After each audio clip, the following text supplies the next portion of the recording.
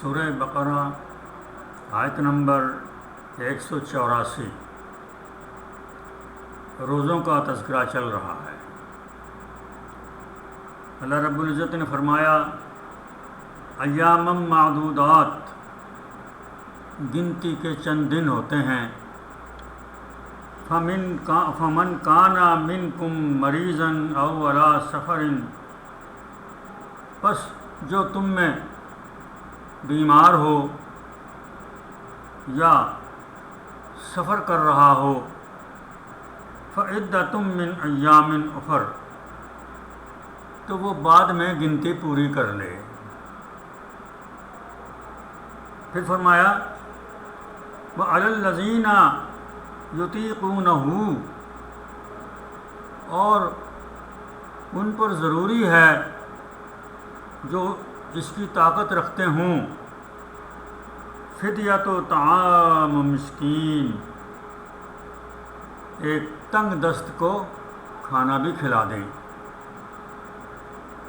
اور پھر فرمایا ومن تطوع خیرا، اور جو خوشی سے اچھے کام کر لے، فہو خیر لہ، تو وہ اس کے لیے ہی بہتر ہے۔ وَأَن تَصُومُوا خَيْرٌ لَكُمْ، اور روزے رکھنا تو تمہاری اپنی بھلائی کے لیے ہے، تمہارے اپنے لیے بہتر ہے۔ ان کنتم تعلمون، اگر تم کچھ جانتے ہو۔ اس آیت میں سیدھی سی بات کہی گئی ہے کہ چند گنے چنے دن ہوتے ہیں، 29 یا 30 دن کا مہینہ ہوتا ہے۔ اگر بیمار ہو کہ روزہ نہیں رکھ سکتے تو بعد میں گنتی پوری کر لینا، رمضان کے بعد پھر رکھ لینا۔ یا ایسے سفر پہ ہو کہ روزہ رکھنے سے بیماری یا مر جانے کا ڈر ہے، تو پھر بعد میں گنتی پوری کر لینا۔ ذرا لفظوں پر توجہ فرما لیں۔ فرمایا فمن کان منکم مریضا، لہذا تم میں اگر کوئی بیمار ہو، او علی سفرین، یا سفر کر رہا ہو، فعدۃ من ایام اخر، تو وہ بعد میں گنتی پوری کر لے، بات مکمل ہو چکی ہے۔ اب اس کے بعد جو کچھ ہے وہ ایک الگ بات ہے، لیکن جو اصل حکم ہے وہ یہ ہے کہ اگر روزہ نہیں رکھ سکتے کسی وجہ سے، بیماری کی وجہ سے یا تکلیف دہ سفر کی وجہ سے، تو پھر رمضان کے بعد اس کی گنتی پوری کرنی ہے۔ جتنے روزے چھوٹ گئے ہیں وہ آپ نے رکھنے ہیں۔ یہ بات ہے سیدھی سی۔ اس کے بعد جو کچھ ہے وہ اللہ کی کرم نوازی ہے۔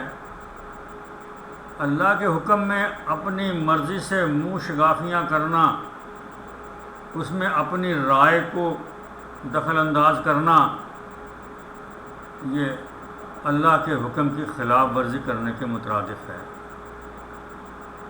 لہذا اس بات کو ذہن نشین کر لیں کہ روزہ کسی صورت میں بھی معاف نہیں ہے۔ صرف ایک رعایت ہے آپ کے لیے کہ سفر ایسا ہے جس میں آپ کو تکلیف ہے، آپ بیمار ہو جائیں گے یا آپ کا مرض بڑھ جائے گا، تو پھر بعد میں رکھ لینا۔ یا آپ مریض ہیں، مر جانے کا ڈر ہے، تو بعد میں رکھ لینا۔ سیدھی سی بات ہے۔ یہاں ایک بات آپ سے عرض کرتا چلوں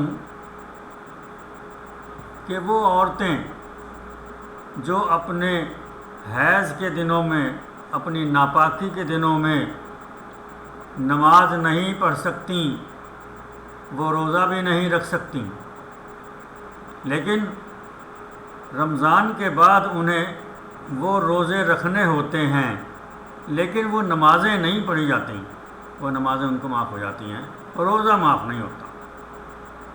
بس یہ ذہن نشین کر لیں آج کی نشست میں کہ روزہ کسی صورت بھی معاف نہیں ہے. اگر معاف ہوتا تو پہلے عورت کو معاف ہوتا جو حیض کے دنوں میں روزہ نہیں رکھ سکتی. اللہ تعالیٰ قرآن کو سمجھنے اور اس پر سمجھ کر عمل کرنے کی توفیق عطا فرمائے. آمین.